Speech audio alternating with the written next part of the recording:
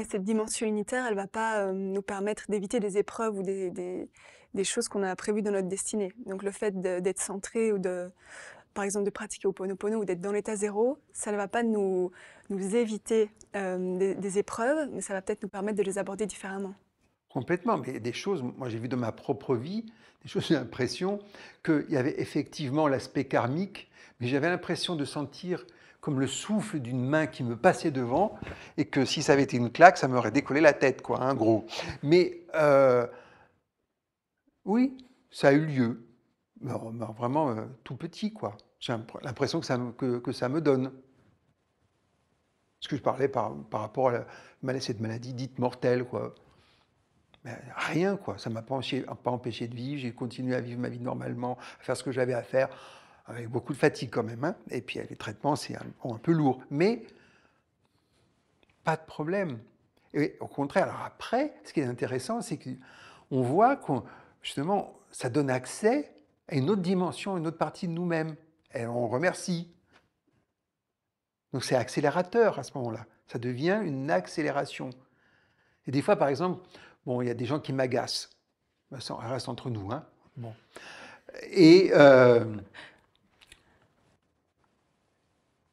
et puis il y a des gens qui m'agacent souverainement, puis depuis longtemps comme ça.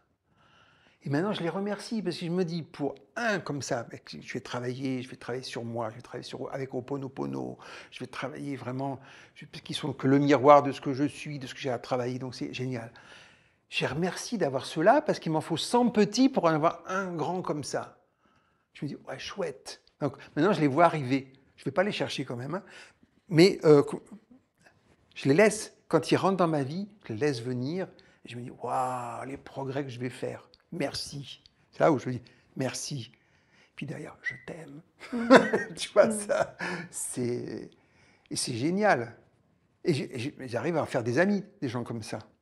Et en même temps, c'est important ce que tu as dit, que tu vas pas le chercher, parce qu'il y a un peu ce truc de Oh, les ah, souffrances, je ça ne me fait suis pas un flagellant, hein. travailler. Non, mais là, garanti, hein. Tu me connais, moi je suis plutôt joyeux. Non, je n'ai pas cherché les ennuis. Ils viennent tout seuls. Mais on accepte tout ce qui vient. C'est ça qui est intéressant. C'est-à-dire que, là encore, on accepte aussi les choses sympathiques, les choses positives. Mais ça, c'est naturel, on le fait volontiers. Mais c'est, quelque part, on a la même neutralité. Parce que si tu veux trop une chose, tu es dans le monde de la dualité et tu as son opposé. D'accord? C'est l'opposé complémentaire du yin-yang. Mais si tu acceptes tout ce qui vient de manière équanime, le bon, entre guillemets, comme le mauvais, entre guillemets, tu es tranquille. Bon, c'est sûr qu'on va avoir tendance, là encore ça reste entre nous, à accepter plutôt le bon, hein, et puis à le rechercher. Mais bon, on reste humain, hein, c'est légitime. Mais quand même, il faut avoir cette équanimité. Oui, c'est ça, ce qui est intéressant, c'est de prendre cette distance voilà, qui fait qu'on est un peu moins polarisé entre le super positif et le super négatif, qui fait qu'on a du mal à passer de l'un à l'autre et qu'émotionnellement, on est complètement brinque-ballé, quoi. Voilà. C'est-à-dire, c'est d'être, en gros, c'est vivre dans ce monde de dualité à partir de notre dimension unitaire. Et je rajoute, c'est joyeux.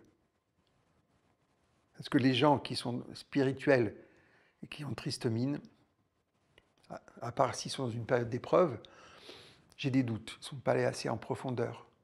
Parce que quand vous êtes dans cette dimension, il y a de la joie, même de la félicité qui est là.